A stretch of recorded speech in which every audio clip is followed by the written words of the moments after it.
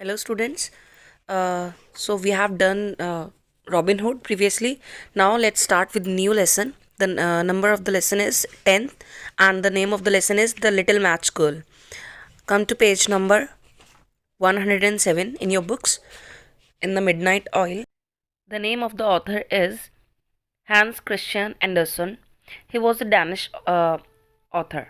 What do you mean by Danish author? Danish means it's you can say a language of Denmark, right? Denmark एक place है जहाँ पे जो लोगों की वहाँ की लैंग्वेज होती है ये वहाँ के हैं author, right? So he is best remembered for his fairy tales means जो ये ऑथर है आपके हैंस क्रिश्चियन एंडरसन, ये हमेशा फेरी टेल्स लिखते हैं. Fairy tales you know, right? So fairy tales के लिए बहुत ज़्यादा जाने जाते हैं आपके ऑथर. एंड ये जो मैच गर्ल है, द लिटिल मैच गर्ल, ये भी एक शॉर्ट वर्जन है इनकी स्टोरी का, इनकी फेरी टेल का. एक फेरी टेल है द लिटिल मैच गर्ल, उसका शॉर्ट वर्जन आपके बुक में है. So now let's start with this lesson. Come to page number 107. Let's start. It was terribly cold and nearly dark on the last evening of the old year, and the snow was falling fast. In the cold and the darkness, a poor little girl, the bare head and naked feet, roamed the streets. It is true she had a pair of slippers on when she left home, but they were not of much use. They were very large, so large indeed that they had belonged to her mother, and the poor little creature had lost them in running across the street to avoid two carriages that were rolling along at a terrible rate. So the little girl went on with her little naked feet, which were quite red and blue with the cold. This para means you can say वो जो छोटी बच्ची, एक little match girl, little match girl क्यों कहा है अभी हम देखते हैं स्टोरी को पढ़ते हुए कि इसमें उसको ऐसा हमने नेम क्यों किया है, लेसन का टाइटल क्यों रखा है लिटिल मैच गर्ल. बट उससे पहले हम समझते हैं कि इस पैराग्राफ में क्या कहा है उस लड़की के बारे में, राइट? तो यहाँ पे क्या बात हो रही है, यहाँ पे पुराने साल की बात हो रही है. लाइक जो पुराना साल था, जैसे कि न्यू ईयर आने ही वाला है और लास्ट ईयर की बात कर रहे हैं अभी हम. लास्ट ईयर शाम थी, बहुत ठंड थी, अंधेरा होने वाला था, right? And snow was falling fast, मतलब बर्फ़ गिर रही थी, ठंड थी बहुत ज़्यादा, थोड़ा अंधेरा होने वाला था. वो पुअर लिटिल गर्ल, वो बेचारी छोटी सी गर्ल, उसके हेड पे ना कैप थी ना कुछ था, और ना ही उसके पैरों में स्लीपर्स थी. नेकेड फीट मीन्स उसके पैरों में ना शूज़ थे ना चप्पल थी, कुछ भी नहीं था. रोम्ड द स्ट्रीट्स मीन्स वो सड़कों पे गलियों गलियों में इधर उधर घूम रही थी. It is true she had a pair of slippers. हाँ, ये बात सच थी कि उसके पास स्लीपर्स थे, मतलब उसके पास स्लीपर्स थी अपनी, लेकिन अपने जब घर से निकली तब उसके पास स्लीपर्स थी पहनने के लिए, बट वो उसके किसी काम की नहीं थी. क्यों? क्योंकि वो बहुत लार्ज थी, वो इतनी बड़ी थी इनफैक्ट कि उसको वो उसकी मदर को बिलोंग करती थी. मीन्स वो स्लीपर्स जो थी, उस जब वो घर से निकली वो पहनकर निकली थी स्लीपर्स, बट वो इतनी बड़ी थी क्योंकि वो उसकी मम्मा को बिलोंग करती थी, वो उसकी मम्मा की स्लीपर्स थी. और ये तो बहुत छोटी सी बच्ची थी, तो उसने, ये बेचारी लड़की ने अपनी वो स्लीपर्स भी खो दी. कैसे? जब वो स्ट्रीट पे इतनी बड़ी स्लीपर्स पहनकर भाग रही थी, तो जल्दी जल्दी में भागते हुए वो स्लीपर्स कहीं खो गई उससे. क्यों भाग रही थी वो स्ट्रीट पे? In order to avoid two carriages that were rolling along at a terrible rate. Means वहाँ पे आपको पता है टू कैरेजेस को क्या बोलते हैं? लाइक झोटा बुग्गी आपने देखा होगा कहीं मूवीज़ में या कैसे कहीं पे, जिसे बोलते हैं टांगा, जिसे आप बोल सकते हैं. टू पीछे व्हील्स होते हैं, राइट? दो पहिए, और उसमें बैठने के लिए स्पेस होता है, और आगे से एक हॉर्स होता है जो उसको चलाता है, और उस पर एक भैया बैठे होते हैं जो उस कैरेज को मतलब चलाते हैं, राइट? तो उसको अवॉइड करने के लिए वो वहाँ से भाग रही थी गली में, और गली में भागते हुए उसकी जो स्लीपर्स थी, जो वो अपने घर से लेकर निकली थी अपनी मम्मा की स्लीपर्स, वो उससे कहीं खो गई थी. So the girl went on with her little naked feet, which were quite red and blue with the cold. उसके पैर इतनी ठंड में, अगर वो नंगे पैर चल रही थी, भाग रही थी उस गली में, स्ट्रीट्स में इधर से उधर, तो उसके पैर कैसे हो गए थे ठंड में? रेड एंड ब्लू कलर के. ये आपको पता है ठंड में जब आप कहीं जाते हैं, आपने अगर ग्लव्स नहीं पहने तो हाथ भी आपके रेड एंड ब्लू हो जाते हैं, तो उसके पैर भी ऐसे ही हो गई थी. Now come to the next para. In an old apron, she carried a number of matches and had a bundle of them in her hands. No one had bought anything from her the whole day. Shivering with cold and hunger, she crept along to the corner of a street. Poor little child, she looked the picture of misery. The snowflakes fell on her long, fair hair, which hung in curls on her shoulders. What does this para say? It told about that girl. First paragraph में भी आपको उस girl के बारे में बताया है कि वो क्या करती है, वो कहाँ, मतलब कैसा मौसम था, राइट, उसकी स्लीपर्स कैसी थी, और उसने वो स्ट्रीट में इधर उधर भाग रही थी, राइट. उसके बाद बता रहे हैं, थोड़ा सा डिस्क्रिप्शन है इस पैराग्राफ में भी उस गर्ल का. वो अपने ओल्ड एप्रन, एप्रन मीन्स आपने मम्मा को देखा होगा कि जब किचन में काम करते हैं तो किचन में काम करते हुए अपने ऊपर अपने कपड़ों के ऊपर एक एप्रन पहन के रखती हैं, राइट. तो वो उसने पहना हुआ था. उसमें उसके एप्रन में पॉकेट भी थी, पॉकेट में उसके मैचेस थे, यानी कि माचिस जिसे बोलते हैं आप, राइट. तो मैचेस थे और उसके हाथ में भी थे कुछ, राइट. तो किसी ने भी उससे कुछ भी नहीं खरीदा. आपको समझ में आ रहा है ये क्या हो रहा है इस चैप्टर में, इस लेसन में बताया जा रहा है. एक बेचारी पुअर गर्ल है, लिटिल मैच गर्ल. अब आपको थोड़ा जस्टिफाई हुआ टाइटल, यस, क्योंकि वो गर्ल जो थी वो इधर उधर स्ट्रीट पे जाके लोगों को क्या बेचती थी, मैच बॉक्स या मैचेस, यानी कि माचिस की तीली या मैच बॉक्स वो सबको सेल करती थी स्ट्रीट में इधर से उधर, राइट. तो वो बेचारी बच्ची बिना पैर में स्लीपर्स के वो ठंड में इधर उधर जाके लोगों को ये बेचती थी. बट उसके हाथ में भी कुछ थे. बट इस जब पूरा दिन निकल गया उससे किसी ने भी एक भी माचिस नहीं खरीदी. Shivering with cold and hunger means ठंड में इतनी कांप रही थी. Shivering means to shake from fear और कोल्ड, डर के मारे कांपना या फिर ठंड की वजह से कांपना. वो बहुत शिवर कर रही थी ठंड की वजह से और भूख की वजह से. कुछ भी नहीं खाया था उसने सुबह से, क्योंकि उसकी माचिस, उसकी मैच स्टिक्स ही नहीं सेल हुई थी. तो वो खाती क्या, राइट. उसके पास पैसे ही नहीं थे, ना तो कुछ खाया था, और ऊपर से इतनी ठंड थी. एंड थर्ड थिंग, उसके पैरों में कुछ भी नहीं था, ना स्लिपर्स थी ना ही शूज़ थे. तो वो इतनी ज़्यादा ठंड से और भूख से कांप रही थी. She crept along to the corner of a street means वो बहुत केयरफुली आराम आराम से अब धीरे धीरे जो रोड थी उसके कॉर्नर में चलती रही. Poor little child, she look the picture of misery. The snow flakes fell on her long fair hair which hung in curls on her shoulders means वो बेचारी अब कुछ नहीं, इसी उम्मीद में कि शायद कोई मेरे से ले ले, कोई बाय कर ले मेरे match sticks and all matches.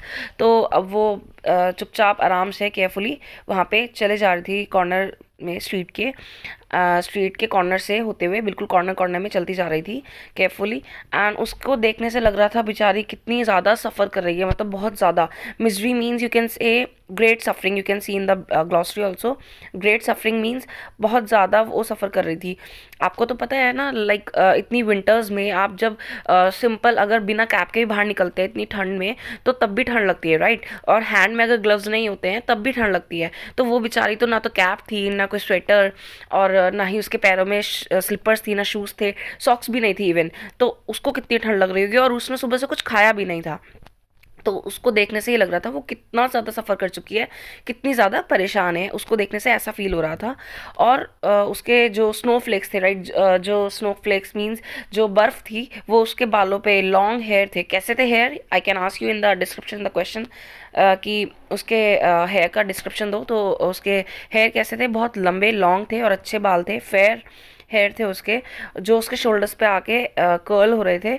तो उसके बालों में क्या गिर रही थी, बर्फ़ के गोले थोड़े थोड़े गिर रहे थे. तो इतनी ठंड में थी वो, उसको भूख भी लग रही थी और वो काँप रही थी. So now come to the next page, page number 108.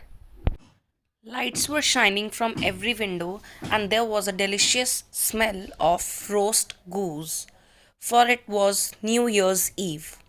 What does it mean? It means हर घर से, मतलब जब वो कॉर्नर में स्ट्रीट के कॉर्नर से गुजर रही थी, निकल रही थी, तो वहाँ पे घर होंगे ऑब्वियसली.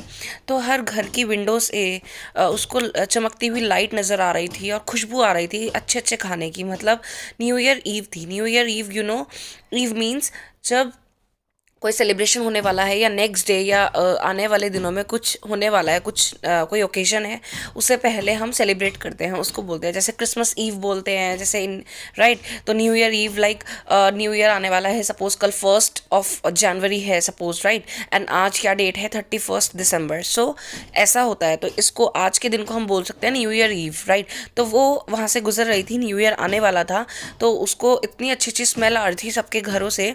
रोस्ट गूज मीन्स नॉनवेज होता है ये।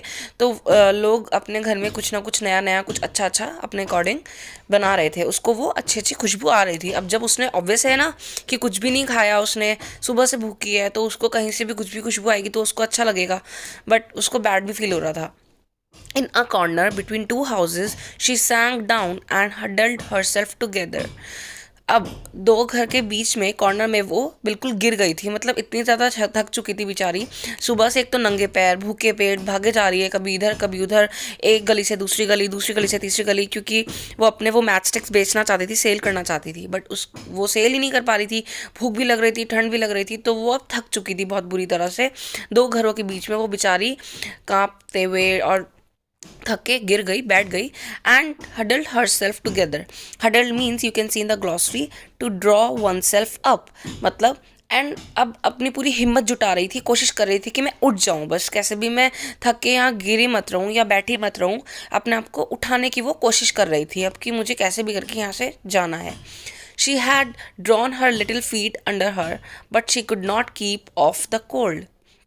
उसने अपने पैरों को, छोटे छोटे से पैर, क्योंकि छोटी बच्ची थी, तो वो अपने पैरों को अब कैसे भी करके हिम्मत कर रही थी, कोशिश कर रही थी कि मैं उठ जाऊं, इस ठंड से ना कांपूं, क्योंकि अब उसके पैर ठंड की वजह से इतने ज़्यादा रेड एंड ब्लू हो चुके थे, कितना दर्द उसके पैरों में हो रहा होगा। वो बहुत कोशिश कर रही थी कि मेरे पैर किसी भी तरह से उठ जाएँ, मैं किसी भी तरह से उठ के यहाँ से चल लूँ, बट पॉसिबल नहीं कर पा रही थी, वो उसकी हिम्मत नहीं हो रही थी। I dared not go home, she said to herself. Mark this, for who said to whom. उसने खुद से कहा। वो जब इतना थक के गिर चुकी थी, उसके पैरों में इतना दर्द हो रहा था ठंड की वजह से, फिर भी उसने हिम्मत की कि मैं उठ जाऊँ, किसी भी तरह से मेरे पैर उठ जाएं, मेरे पैर एक कदम, धीरे धीरे कदम चल सके। बट फिर भी उसने फिर अपने आप से बोला, वो हार चुकी थी, वो थक गई थी, वो कह रही थी कि मेरी हिम्मत ही नहीं हो रही कि मैं उठ के अपने घर भी जा सकूँ।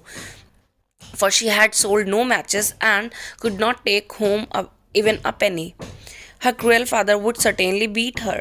Means अब वो खुद को कह रही थी कि मैं चलो खुद से हिम्मत भी कर लेती हूँ अपनी, कैसे भी करके अपने पैरों को उठा के धीरे धीरे चली जाऊंगी यहाँ से, बट फिर भी उसको डर लग रहा था कि नहीं, मैं घर नहीं जा सकती, मुझ में हिम्मत नहीं है घर जाने की। क्यों?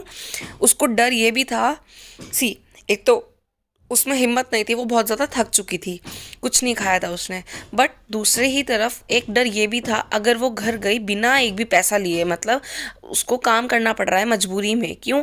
छोटी बच्ची है, छोटे बच्चे थोड़ा ना काम करते हैं, छोटे बच्चे तो पढ़ाई करते हैं, राइट, बट उस बच्ची को काम करना पड़ रहा था। पढ़ाई तो छोड़ो, उसके पास चप्पल भी नहीं थी पहनने के लिए, स्लीपर्स भी नहीं थी। क्यों? क्योंकि उसके जो फादर थे वो उसको मारते थे, उसको बोलते थे कि बाहर जाके काम करो, पैसे कमा के लाओ। तो अगर वो पैसे नहीं लेकर गई घर पे, तो उसके पापा शायद उसको बहुत ज़्यादा मारेंगे। इसलिए उसको ये भी डर था कि अगर मैंने हिम्मत करके यहाँ से चली भी गई और बिना एक भी पैसा लिए घर गई तो क्या होगा मेरे साथ। तो वो बहुत डर रही थी।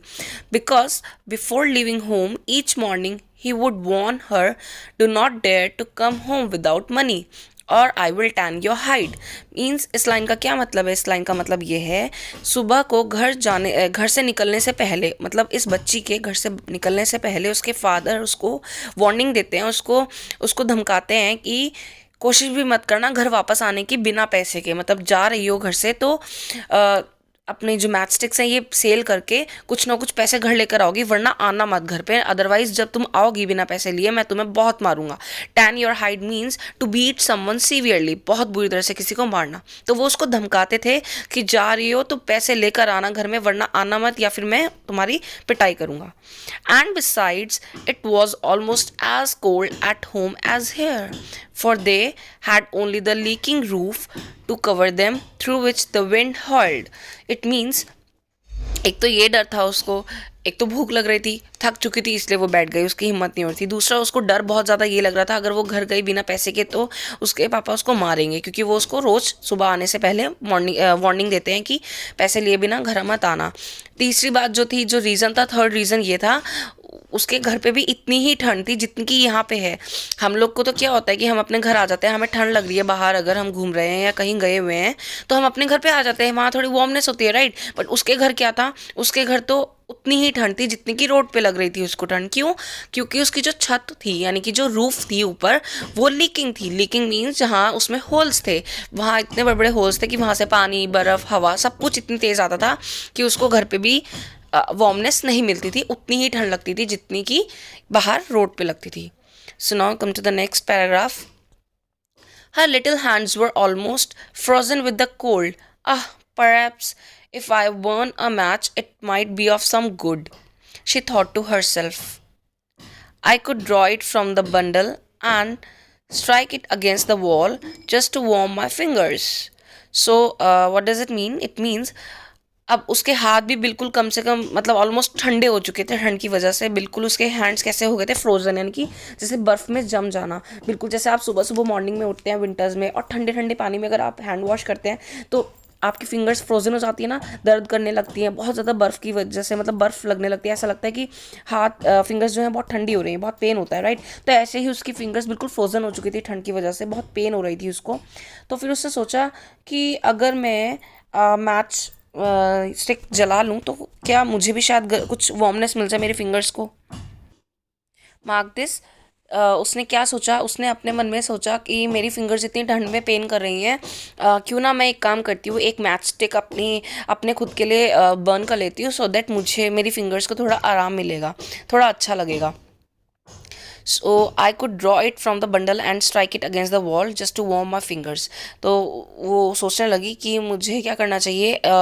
अपने बंडल में से अपनी एक मैच स्टिक निकाल के वॉल के अगेंस्ट उसको जलाती हूँ वॉल से मतलब रब करती हूँ तो ये जल जाएगी और उसके बाद मुझे मेरी फिंगर्स को कुछ वार्मनेस मिलेगी उसके पास मैच बॉक्स नहीं था उसके पास सिर्फ और सिर्फ माचिस की तिल्लियाँ थी वो जलाने के लिए भी नहीं था मैच बॉक्स तो उसने माचिस की तिल्ली उठाई अपने बंडल में से निकाली और वॉल के अगेंस्ट उसने क्या किया उसको रब किया और उससे वो जल गई she Drew one out scratch means उसने एक निकाली और स्क्रैच मीन्स आवाज़ होना स्क्रैच का मतलब कि उसने उसको रब किया स्क्रैच किया वॉल के against how it sputtered as it burn sputtered means hissing spitting sound मतलब अब आवाज़ आई जैसे ही उसने बर्न किया उसको it give a warm bright light like a little candle अब माचिस जली है तो ऑब्वियसली उसमें बर्न हुआ तो उसमें वार्मनेस भी आएगी तो उससे क्या हुआ उसको वार्मनेस आई उससे हल्की सी रोशनी हुई ब्राइट लाइट जैसे कि एक कैंडल करती है राइट